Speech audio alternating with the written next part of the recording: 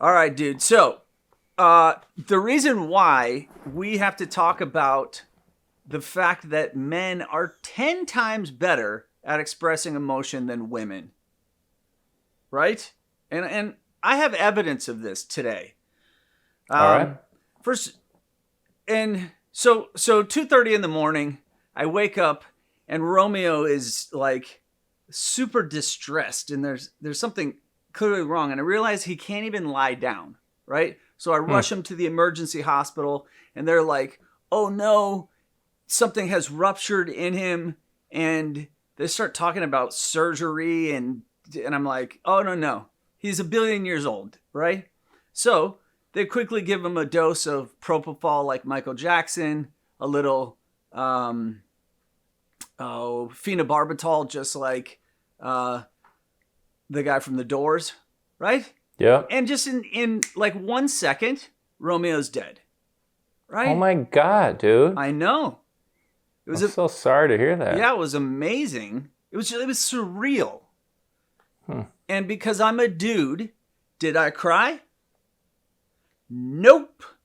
I fucking puked, dude. I puked like a fucking fire hose.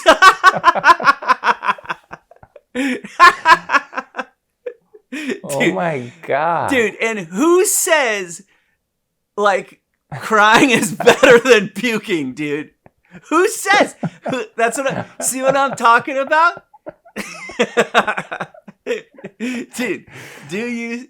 So it turns out, if you actually look further and if you look at like different cultures and you look at different expressions of emotion, men are significantly better at expressing it than women. Women tend to, because look, the accusation in Western culture has been that men stifle their emotions and therefore then suffer these consequences of health and all this.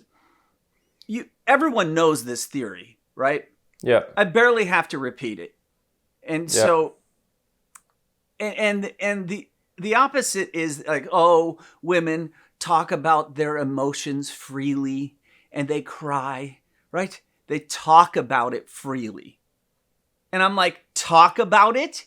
Like, talk, that's all talk, motherfucker. You don't do shit. In all these other cultures, like this in Papua New Guinea, when someone close to you dies, you chop a finger off. Oh my God. Yeah. Like Yakuza. There's another tribe that when the people die, you eat their flesh. Wow. Yeah. You eat their flesh. And I mean,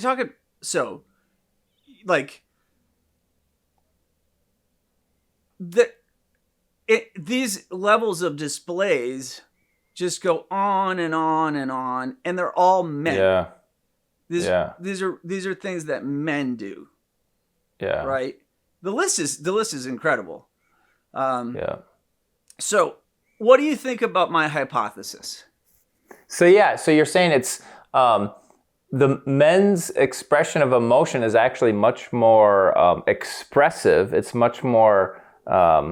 It's like much more dramatic and more. It's more creative. Yeah. Well, certainly there's so much variation in it, and it is much louder. And I mean, talk about, so there's all kinds of scarring. There's it just look all around the world. All around the world, dudes do these very visual. Yeah. Like, this is expression in its loudest form. Yeah, totally. Absolutely. I totally agree. I mean, some guys in American Indian tribes or what indigenous American, whatever we call the people who were here first, like, they would do crazy things, right? So when they're suffering, they would go and like just stay in the cold with no clothes on and just and do these outrageous things to themselves, right? Yep. And it's like, I don't really see any women doing that, right? Yeah. I'm kind of calling like, your guys' version of like mourning is a little weak. Sorry. Right? What?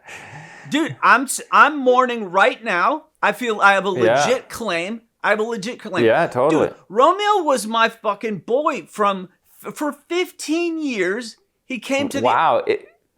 Was he 15 years old? 15. Wow. And I had him since he was a pup. Wow. And so, like... Yeah, and you had him with you in your office every day. Every day. And now I'm in the office and I'm like, what the fuck? So when I got home, I literally just like took everything that was Romeo's and threw it away.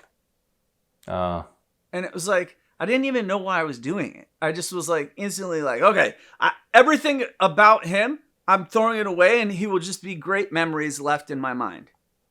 Totally. Right? I don't want to have this like, oh, I see it. And then like everything is already weird. Getting in the car to drive. Because every time I would pick him up and put him in the car. Right? Yeah. Like everything is different. Yeah, dude. Everything. And it's totally. Like, so,